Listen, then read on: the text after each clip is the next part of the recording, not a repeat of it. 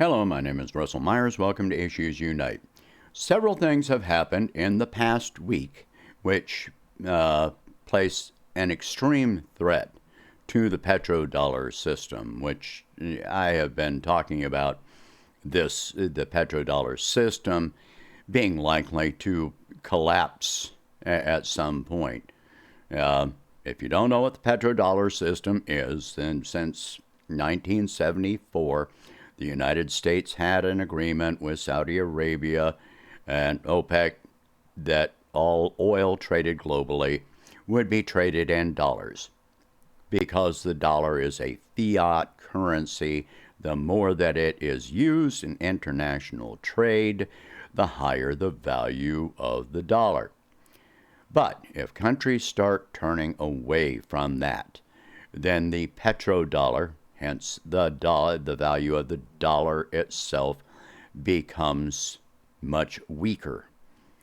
So this week, President Xi Jinping of China met with Saudi Arabia, and they were discussing an agreement to sell oil from OPEC, Saudi Arabia and OPEC, to China in yuan. So basically the petro yuan. So China is, I believe, the largest purchaser of oil in existence on the planet right now. All forms of energy. Of course, they've got the largest population, they've got a massive industrial base, etc.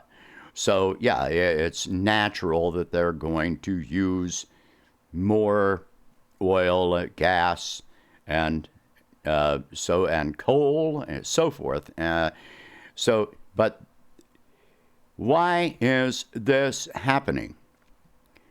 I have mentioned a number of times the concept of sovereignty. The way sovereignty is being defined by, politicians today and our media really means nothing but lines on a map. But that's not what sovereignty means. Let me give you the definition of sovereignty. So, sovereignty: a supreme power, especially over a body politic. Freedom from external control. Autonomy. Controlling influence. And especially one that is sovereign, especially an autonomous state. All right, so, and this runs into sovereign. Sovereign, one possessing or held to possess supreme political power or sovereignty, one that exercises supreme authority within a limited sphere. An acknowledged leader, arbiter. All right, now arbiter, we can go to that. A person with power to decide a dispute, judge. A person or agency whose judgment or opinion is considered authoritative. When the United States imposes sanctions, they are effectively trying to exert control over another country. Russia, China, Venezuela, India, and Iran, etc. These sanctions have a reverse blowback effect.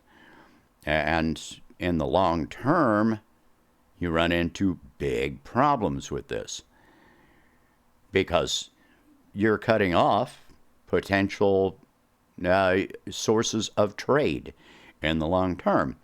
And these countries aren't just going to bow down and say, well, yes, we'll let you dictate to us. They're not going to do that.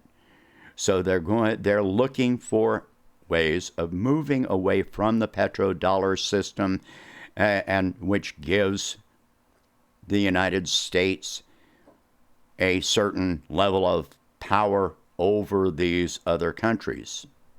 Saudi Arabia is not interested in being dictated to. What country is? Aside from Europe right now, all of Europe is bowing down to the United States, but most countries are not. But oil was not all that they discussed. Remember, President Xi Jinping does not leave China for, frivolous reasons. He rarely leaves China. Mohammed bin Salman had gone to China to meet with Xi earlier in the year. So for Xi to go to Saudi Arabia, this was a pretty big event. And while he was there, he signed a total of 26 different trade deals with Saudi Arabia, including deals on renewable energy technology, technology in general, education, and I don't even know what else. But how binding are these? Well, depends on the language, which these trade agreements have not yet been fully publicized. So that would be some tremendous reading. So this is a wide-ranging agreement that they have made. And remember, China made trade deals with Iran. They've got, extreme, a lot of trade with Russia, and so forth and so on. So China is not going to back down and bow down to the United States or the European Union. China last year walked away from a trade deal with the EU because they did not like the way that trade agreement had gone. So, they don't have to bow down to anyone. We say that the United States president is the most powerful person on earth, but that's only if you look at the value of the dollar, and that's based on the petrodollar system. The size of our military, but if you're not fighting militarily, but China has a larger military than we do. We have we have more ships, but ships can be taken out with missiles. So there's a reason that we are not at war with China. The other thing that happened is that Vladimir Putin, president of Russia, made a comment that has gotten a lot of attention. He said that we could sell oil for 2 barrels to a gram of gold. Now, Russia and China have been stockpiling, building up their stockpiles of golds for 10 years now. And India is also increasing their stockpiles of gold. This is significant. If they actually decided that they're only going to sell oil for gold, well, the first thing this is going to do is that it's going to make the price of oil crash, because a gram of gold right now is $60. If you look up the price, it's stated in ounces, so don't get thrown off by that. But a gram of gold is $60. If you sell oil, 2 barrels for 1 gram, that means you're selling oil at $30 a barrel. Even the United States wouldn't be able to pass that up, since we need to rebuild the strategic petroleum reserve. It would be foolish to turn that down. But what would it do to the prices that the United States is charging for this? This would be you know, a nuclear bomb detonated in the world financial markets. The price of gold, some people are saying, would go up to $3,600 an ounce. I'm saying I think that it could go up higher than that. You know, that's very much a possibility. But it is very clear that Putin was referring to actual physical gold, not gold certificates or anything that could be seized or whatever. And I've made videos some time ago talking about how there is more gold sold than gold that exists.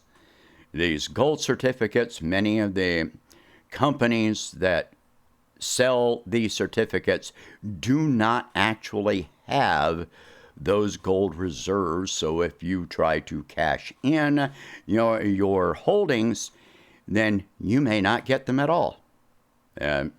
Or it will take months or years for you to actually get the physical gold.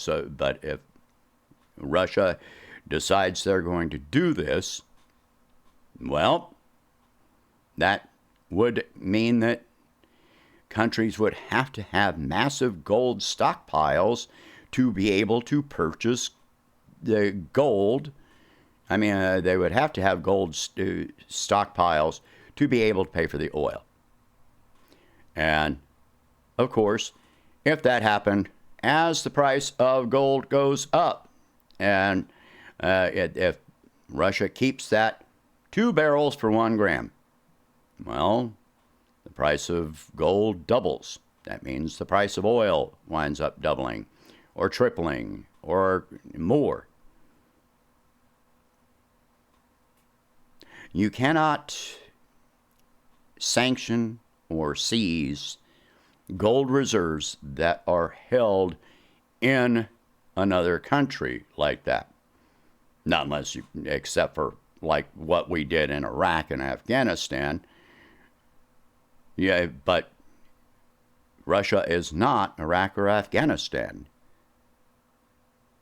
Yeah, we're not going to go in and completely flatten the country and seize their resources. That's not going to happen. Russia and China have a military agreement. If one of them is attacked, both of them will respond.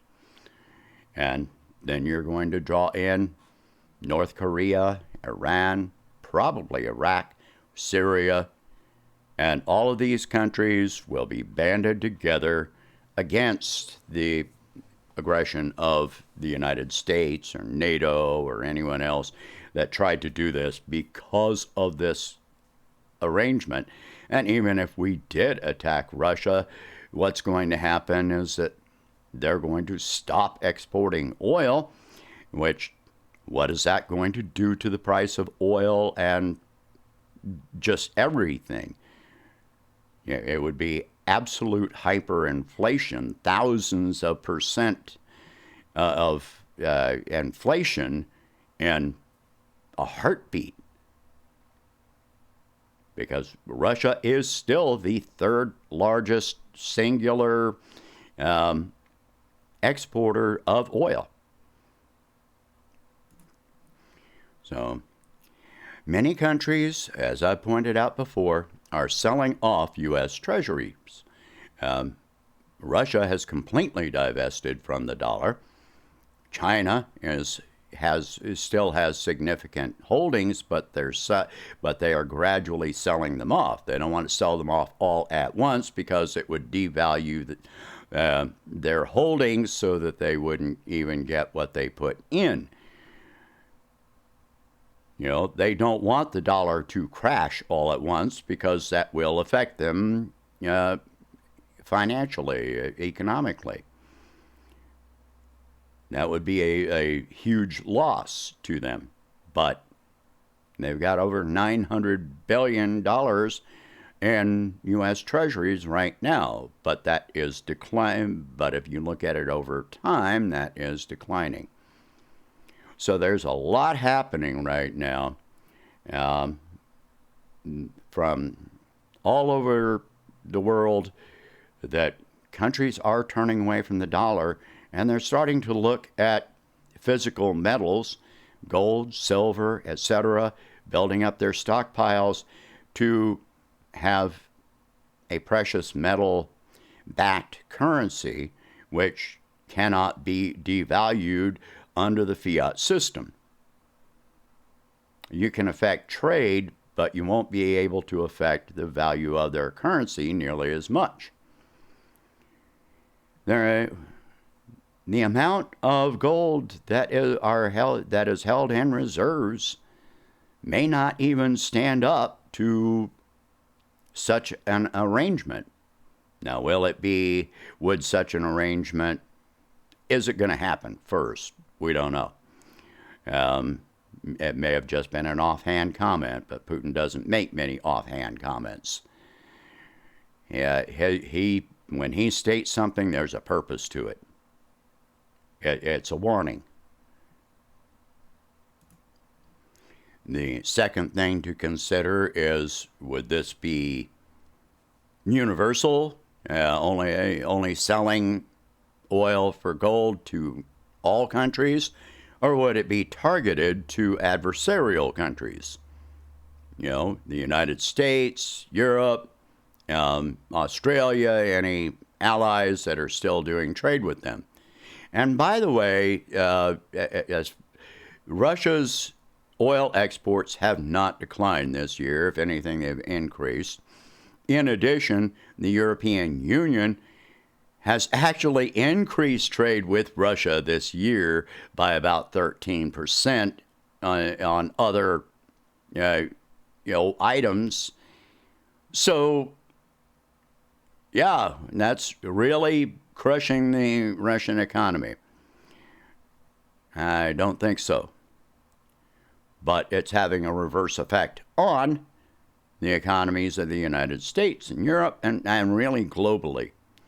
This is what has forced interest rates up and inflation to skyrocket. Anyway, these are things to think about, and we're going to have to wait, watch, and see what happens with this statement. Share this video. Talk about these subjects. If you can afford it, please donate whatever you can to help expand this channel and my presidential campaign. And I will catch you in the next one. Thank you for watching. Hope you have a good day.